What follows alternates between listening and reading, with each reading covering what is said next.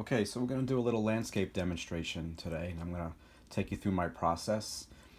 To begin with, I have a 6x8 linen panel, pre-primed already with raw umber and mineral spirits. I'll take you through my palette here. From the left to right, I have titanium white, Portland gray light, Payne's gray, raw umber, ultramarine blue, sap green, yellow ochre, permanent orange, cadmium yellow light, naphthol red, and cerulean blue. I believe those two colors are a little off the camera angle. And off to my left, my medium of choice, which is liquid. So I'm going to begin by sketching right on to the canvas here. I know some people like to sketch perhaps on a pad and paper, and I think to each his own, whatever you feel more comfortable doing. I do that right on the canvas here. So I'm going to have start with the horizon here.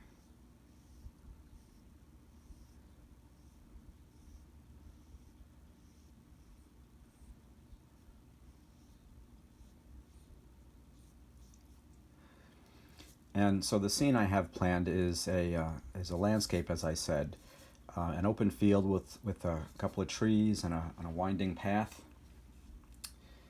So here's our horizon.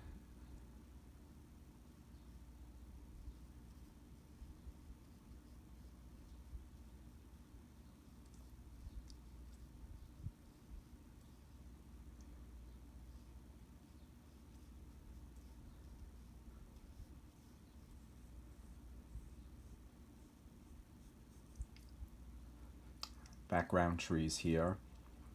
And I have our path. I may change this as I go, but I'm going to sketch it in here for the moment.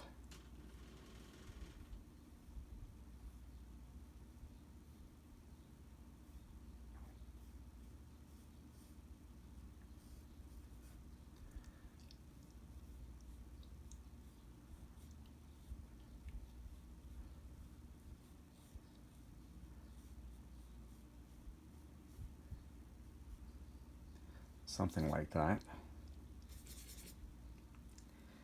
And I have two bold trees. One we're going to put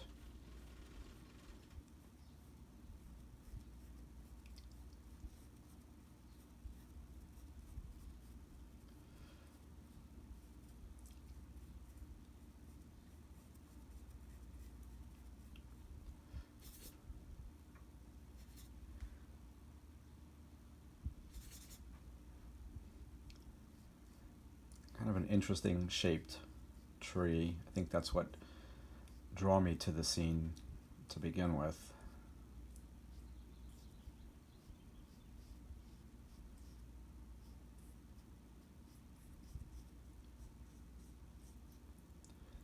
And then another one just on the other side of the path.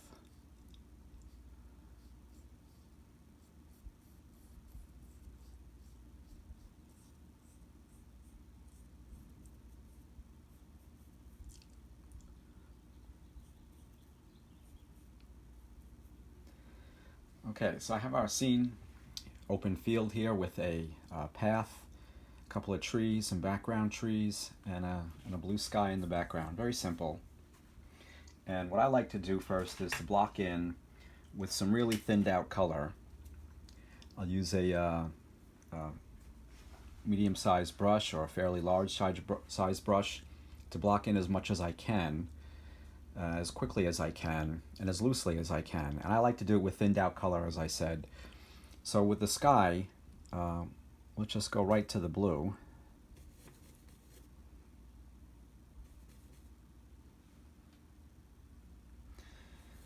The idea for me here is to just get some color on the canvas.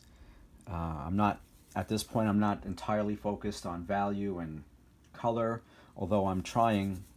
I would like to get it reasonably close to what I have envisioned for what the end might look like.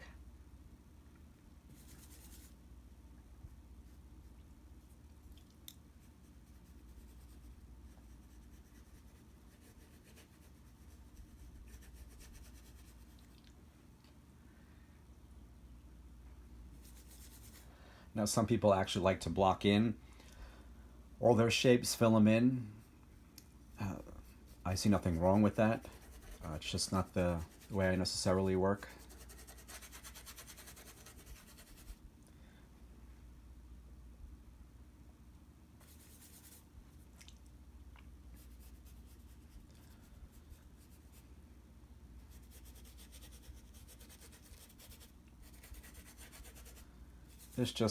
With this, I just like to get rid of the canvas, toned canvas beneath. I just want everything blocked in, and then I could sculpt is what I like to use some more from there.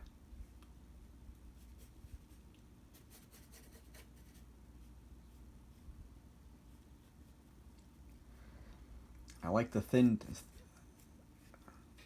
I want it to cover space, but I want that color to be pretty thin. The thinner it is, the quicker it will set up and dry a little bit, so that I can then layer some thicker paint on top of it. So there I have the sky filled in. I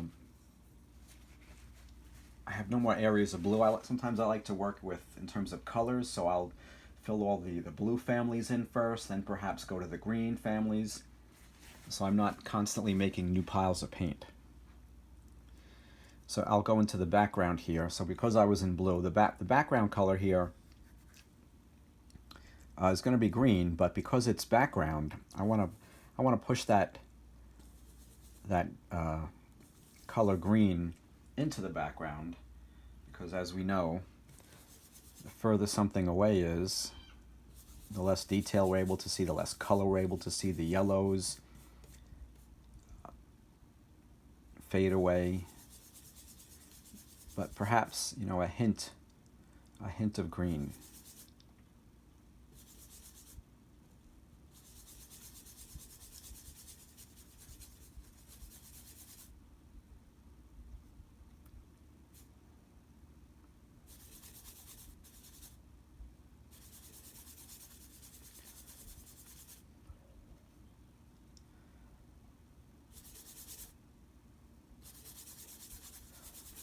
A really grayed out green, if you will. And again, as I said, this is not my final version of the green I will end up with, but I just want something somewhat close, just to block in the space, block in the shape.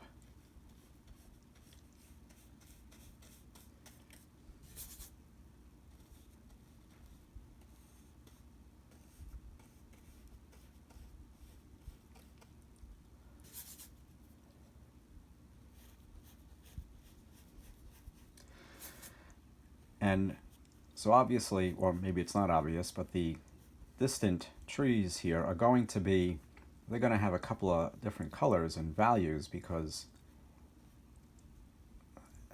the sun is above, so it is shining down on the trees, so we'll have a lighter value of the green above where the sun is hitting the trees, and then where the trees are in shadow beneath, the highlighted versions will be darker.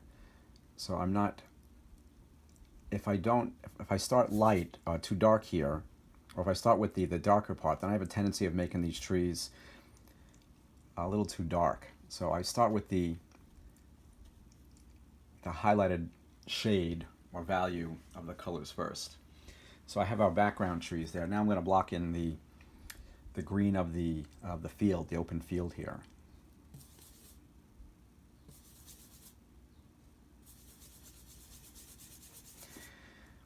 Now, other than the sky is going to be the brightest value or the lightest value, and the field is going to be the next brightest. So that has to be a bright value of green, because it's filled with nothing but sunshine.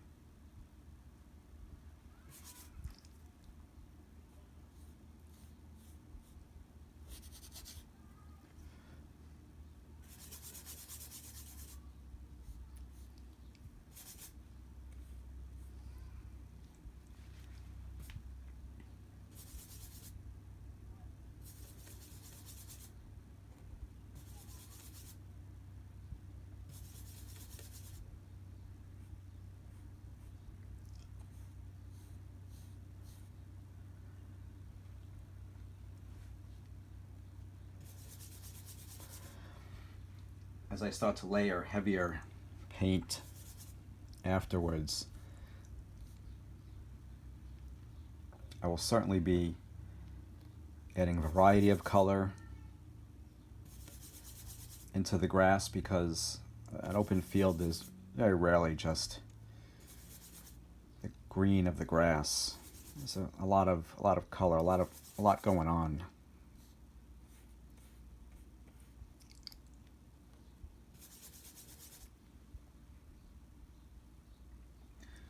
So I want to try and depict that.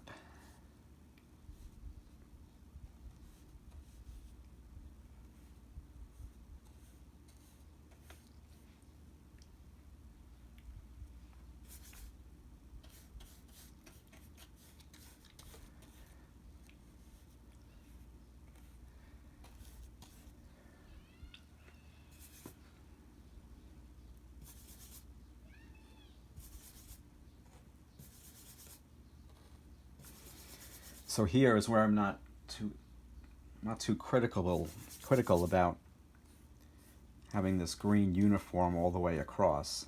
Although, as I said, I'm going to be layering over this. Perhaps some of the green will show through, and variety is a good thing.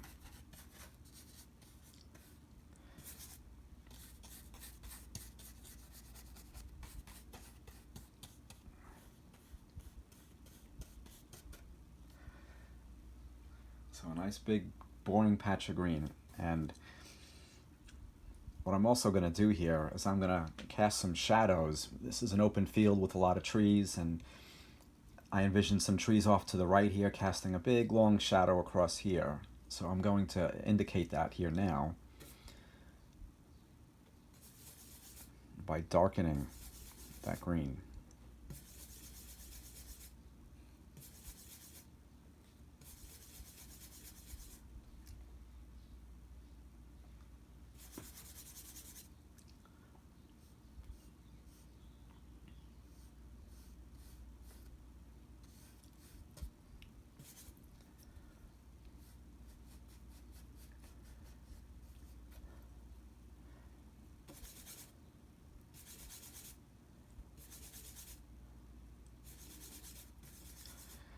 And I mentioned to you I have a Payne's Gray, which is the darkest color I have in here, but don't like to dip into that too much. If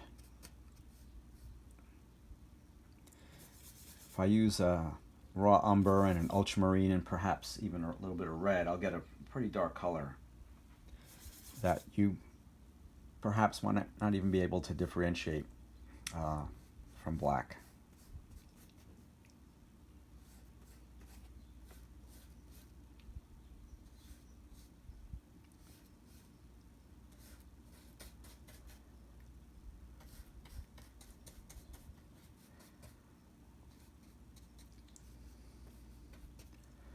Okay, so I haven't filled in the dark here because this is the path here, and the path is not covered in grass. So that's why I haven't filled it in here yet. And I'm going to put another shadow here.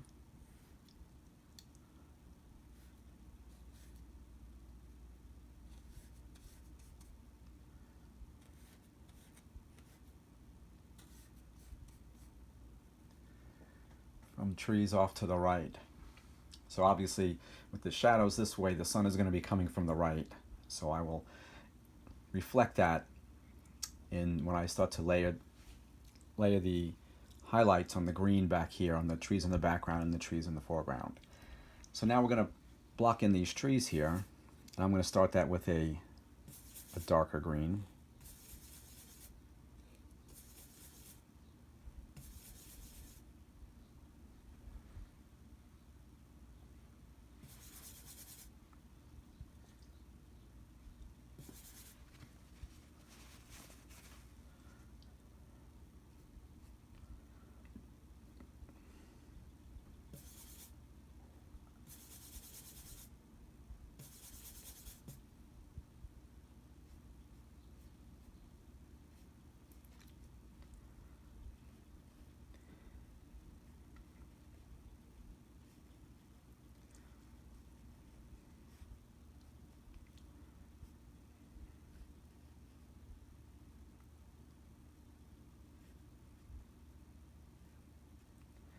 So this is a tree here which has a lot of limbs and trees in different directions and almost like a chaotic fashion. So I'm trying to mimic that somehow.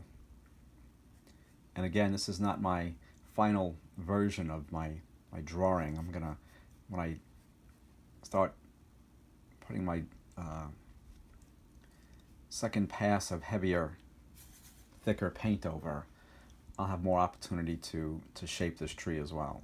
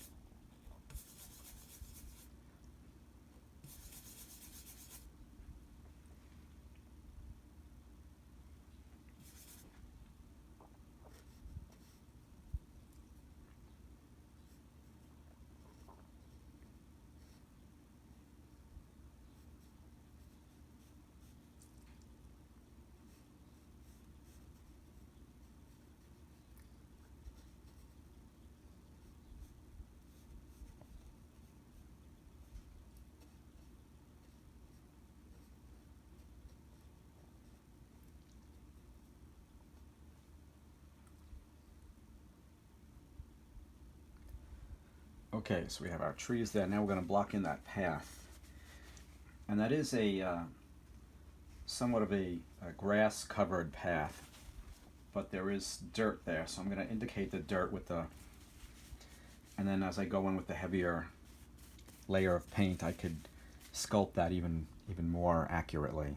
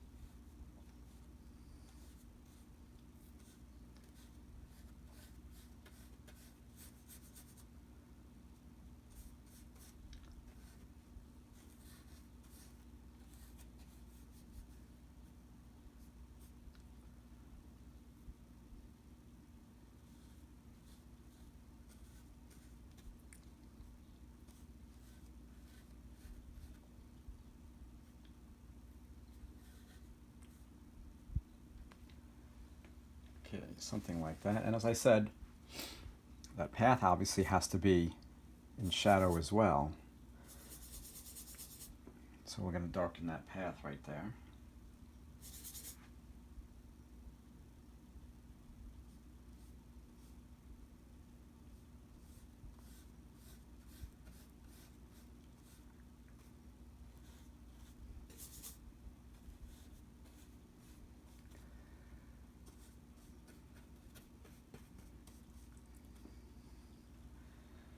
Okay, so we're all blocked in now.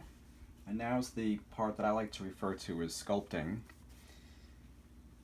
where I'm now no longer will be mixing paint with the mineral spirits, but going with the heavier paint with my mixing my paint with my medium liquid. So to set the tone, I'm going to start with the sky.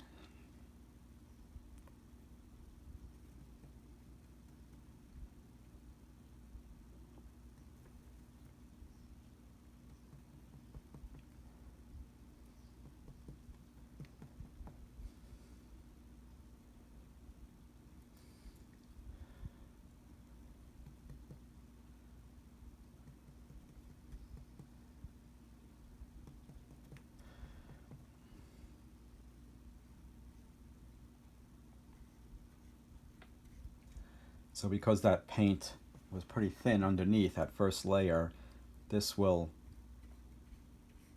just adhere nicely without blending in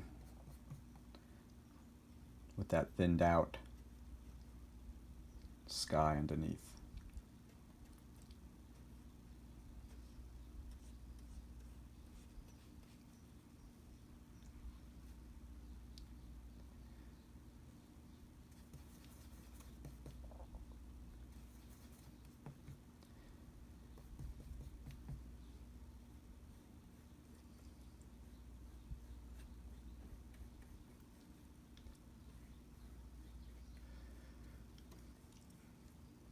I find that as soon as you get your sky going, it gives a nice start to the painting. You can get a sense of the sunshine, of it being a nice blue day.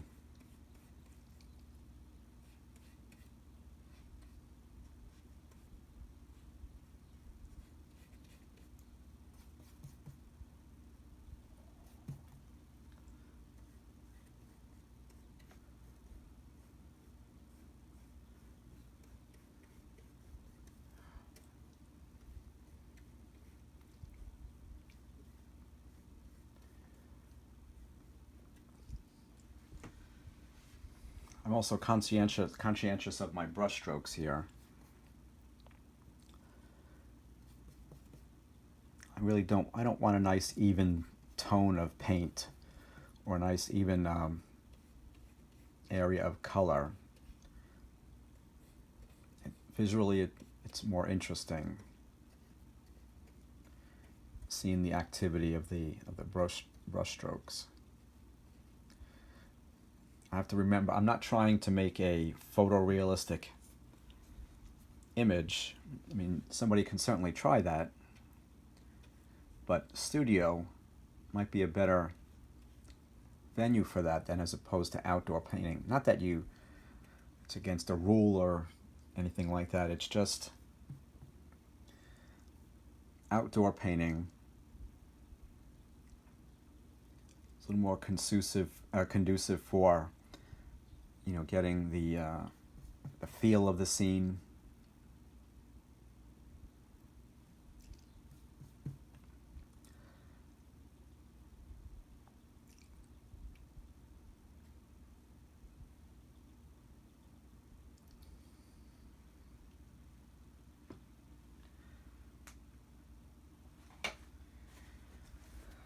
So I think what I'm going to do is I'm going to warm up the sky from the tops of the trees up.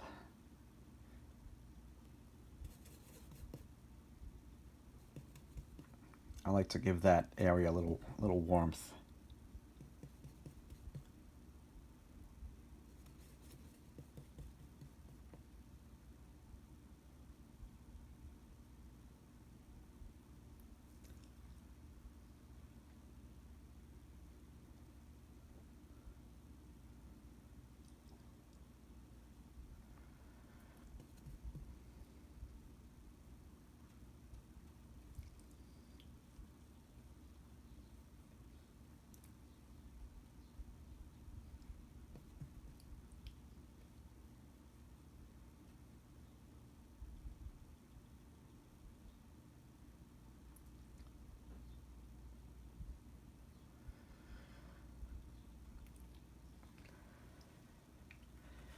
Whether it might be a little haze or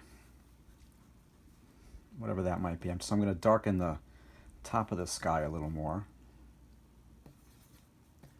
Give a little more sense of depth.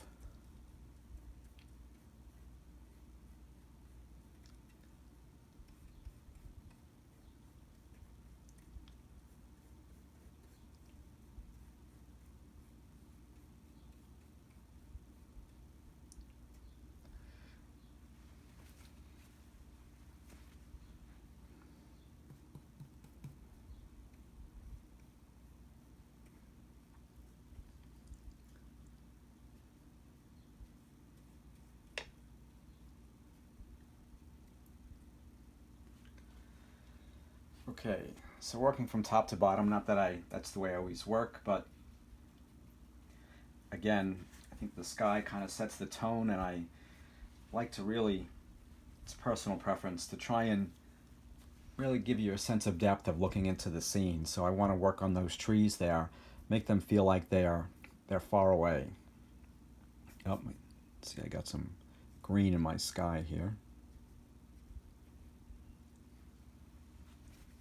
Okay. So we're gonna mix a nice green, a grayed out green, to push those trees back into the distance.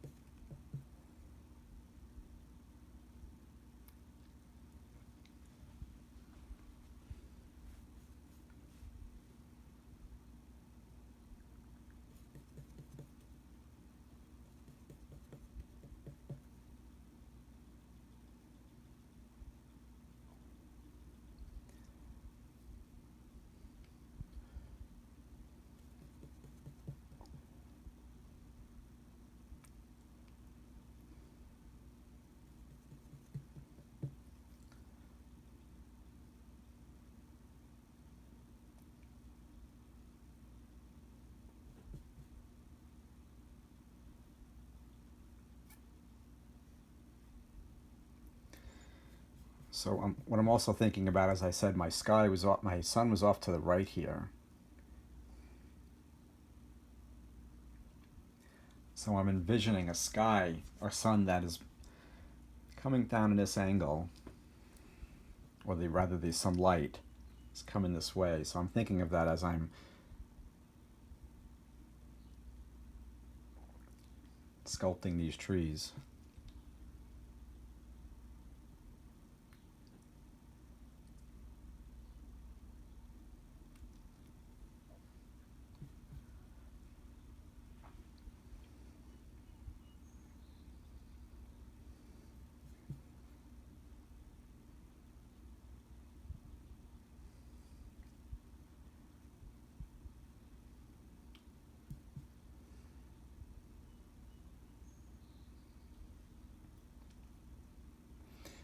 And all I'm doing now is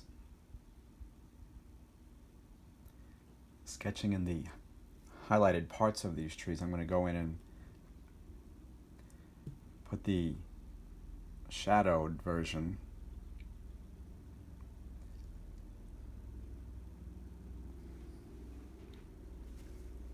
right about now.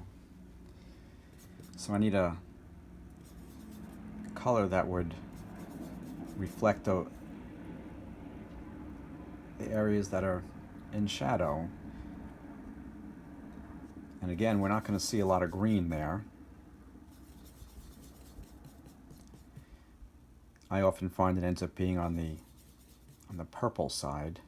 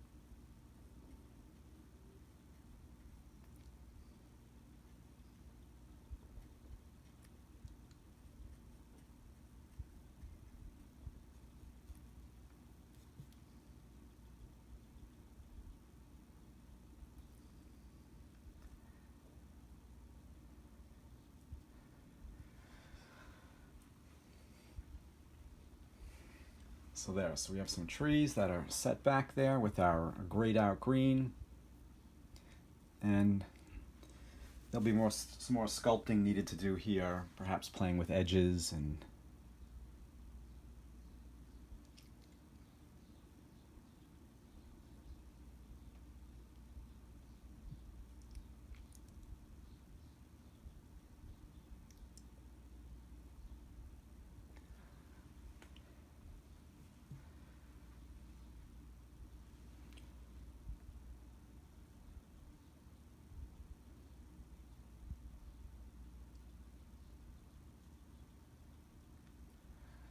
so I'm just trying to soften the edges here because that's another thing that comes with distance. The edges are going to appear more diffuse, so I need to reflect that.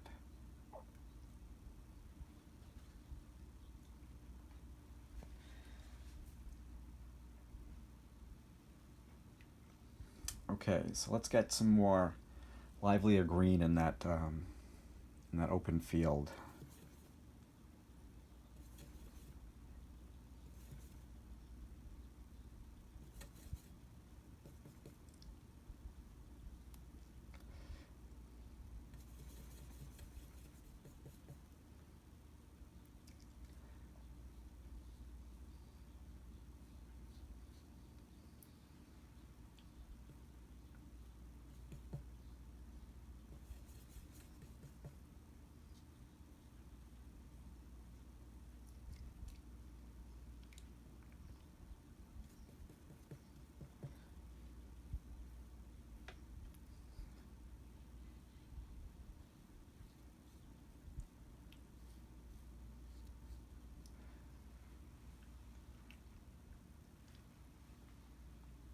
So I don't want this one big bland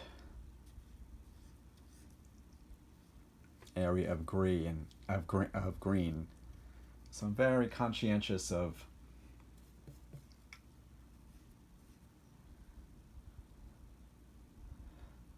brush strokes and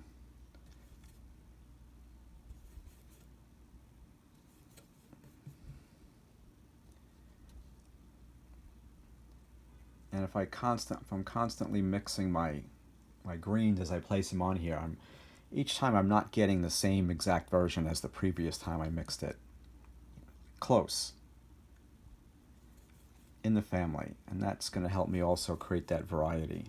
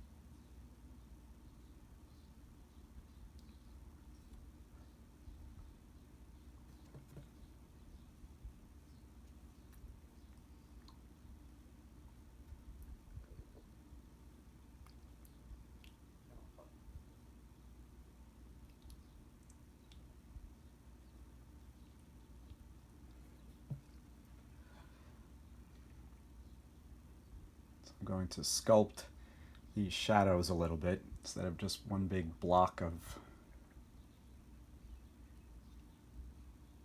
green, kind of create some irregularity in it, giving it the impression that of it being a tree.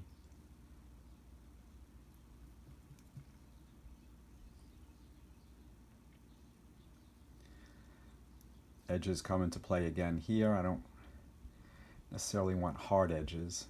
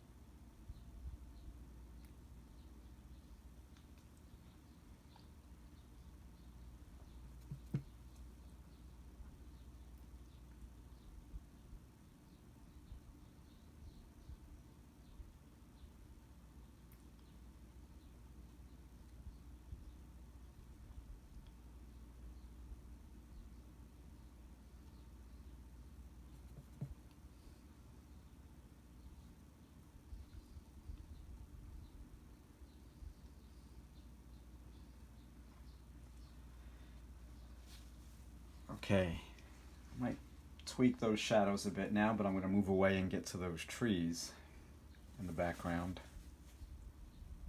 or mid-ground.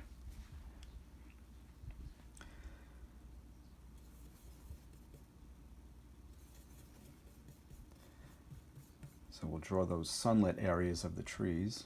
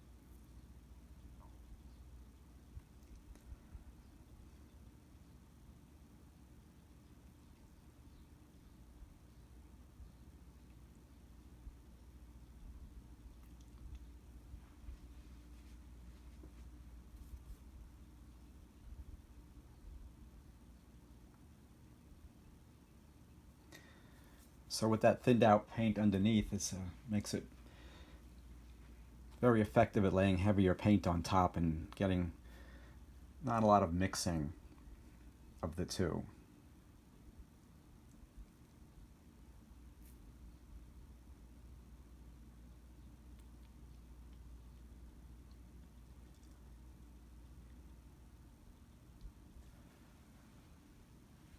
Trying to be random with my applications of paint and brush strokes here, as you might see in a tree.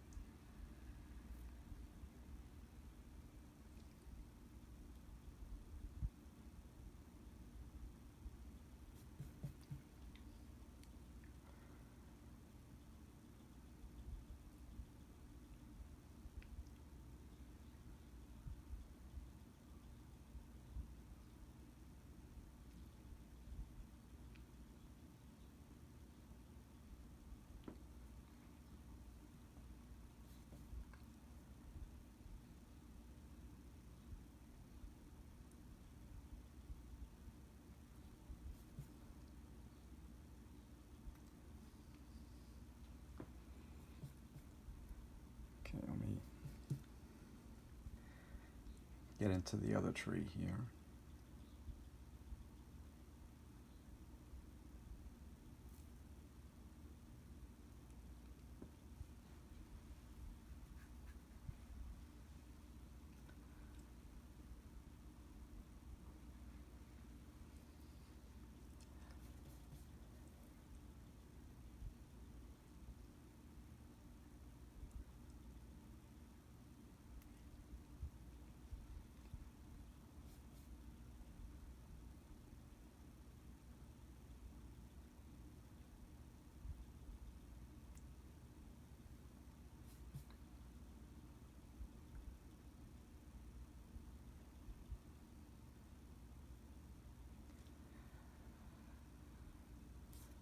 So I keep working with my same brush here, trying to do little areas with this color and getting close to the point to switching with my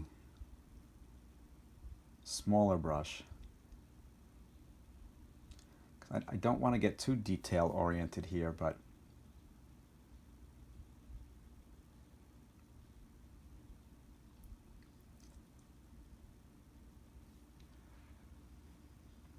it becomes easier to move these this area of paint around a little better with a smaller brush. Okay, let's just do that.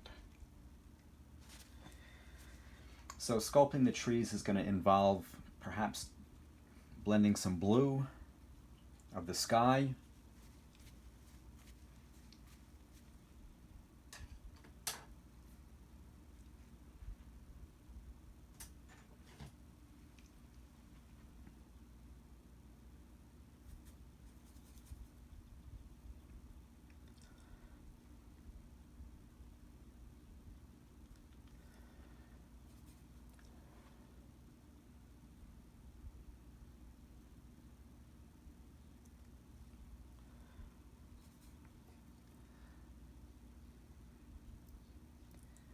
These edges here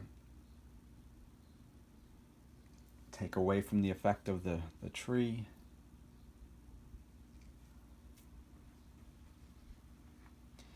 And it helps to be pretty bold with that area of sky, or rather that area of blue on your brush, because the more you pitter-patter with it, the more you're going to mix with the paint that's beneath, and you're going to lose your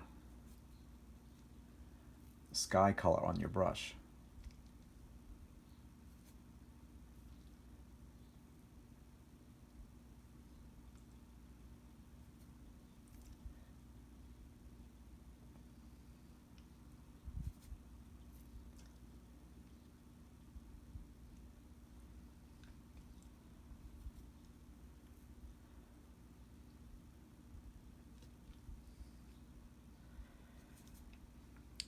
I've never sculpted before, but to me this would be the equivalent of sculpting.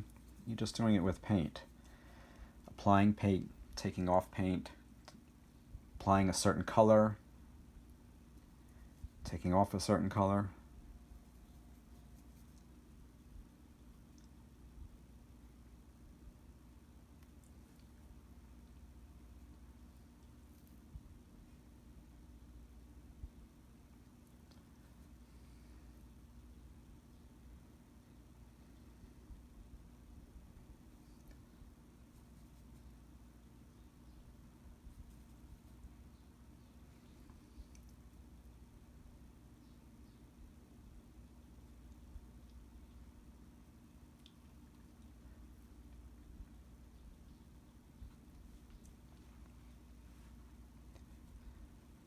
So as you can see, as I start taking away, or rather taking away the green by layering the color of the sky over, it's starting to breathe some life into the shape of the tree.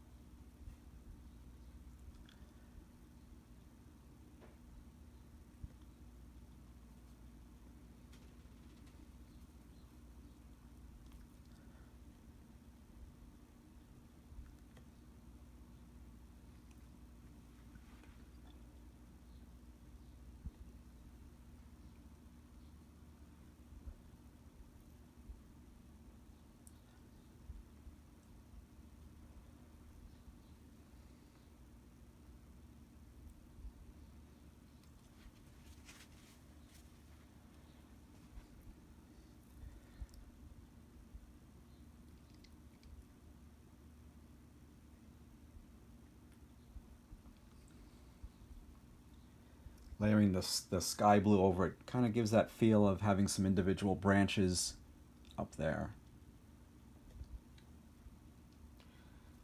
And right away that gives a little more believability as to what that object is.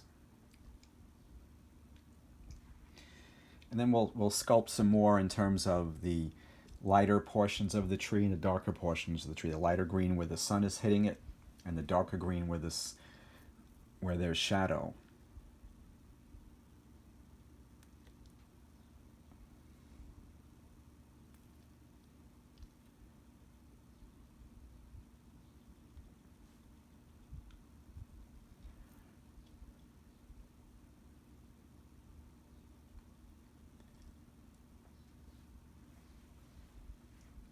Okay, let's do that now.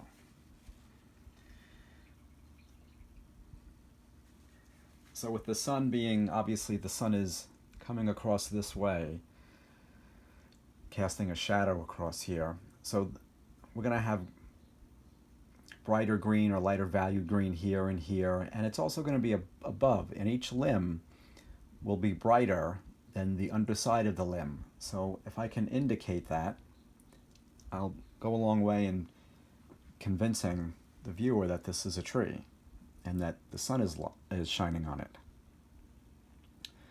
So let's make a darker green here.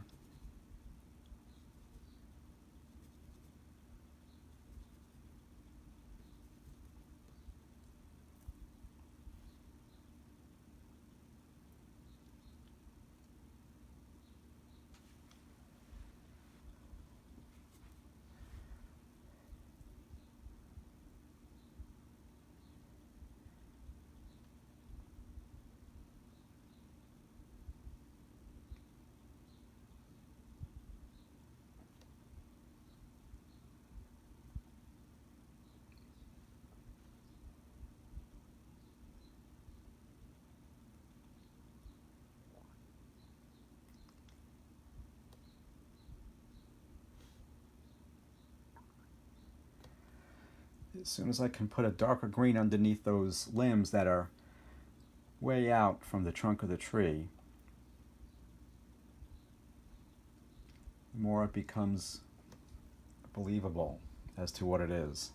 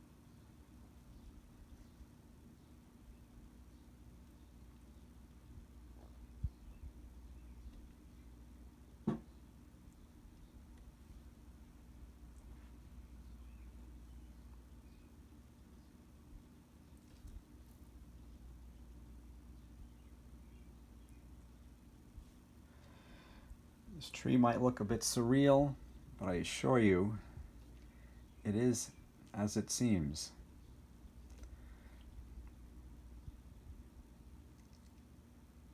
Having painted it there on site.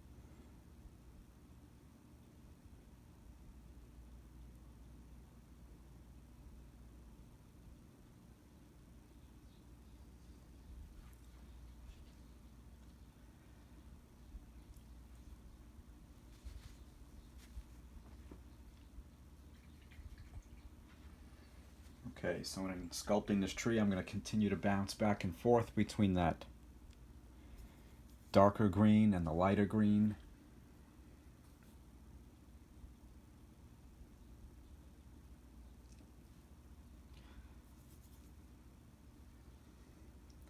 Trying to give the tree a little more dimension.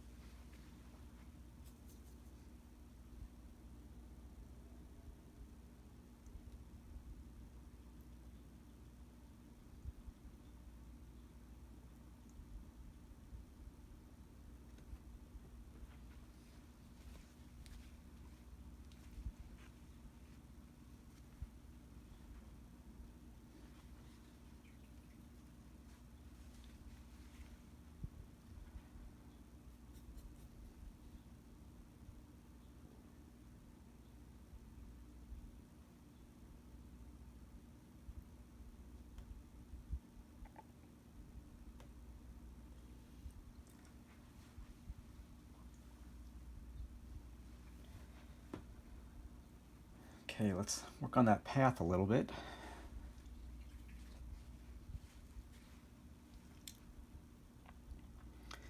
So we're going to brighten that path a bit.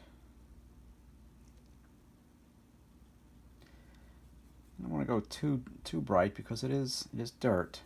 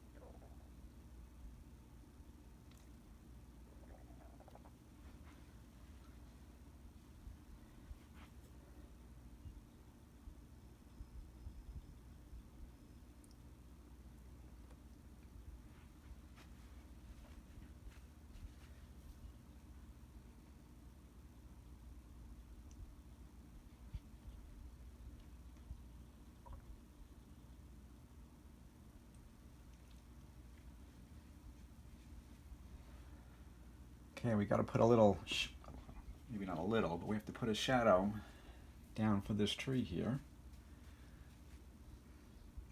And actually, something just caught my eye that I need to fix on that tree there.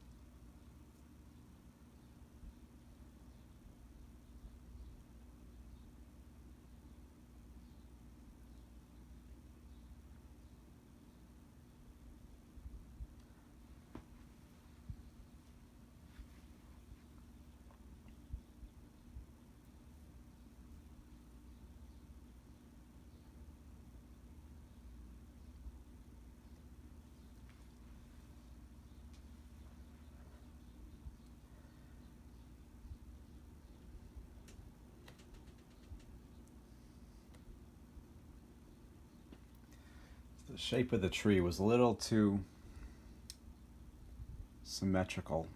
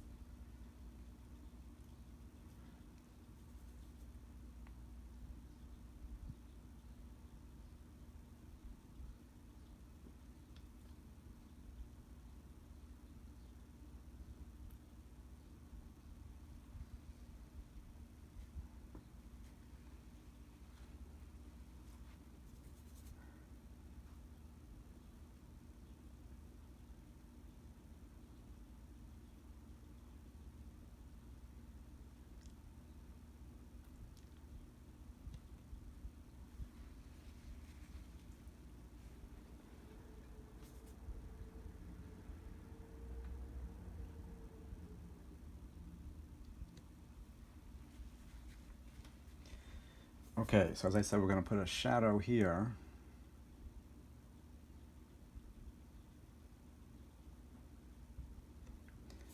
for the large tree.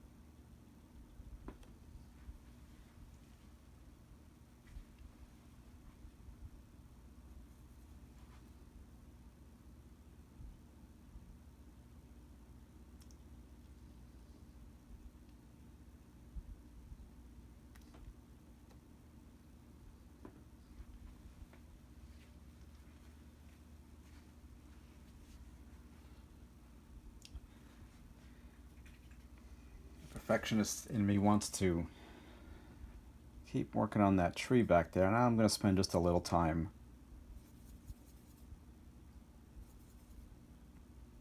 defining that a little bit better.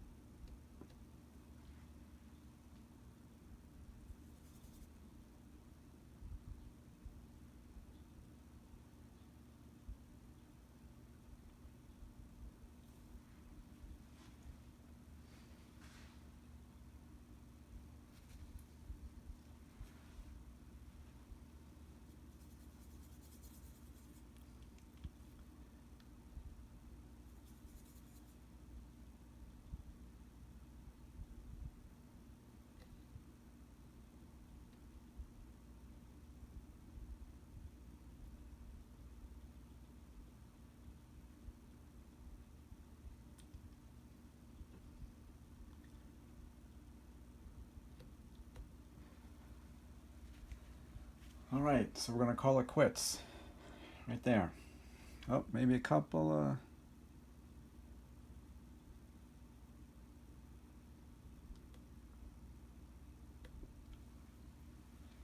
Hope you enjoyed it. Thanks for watching.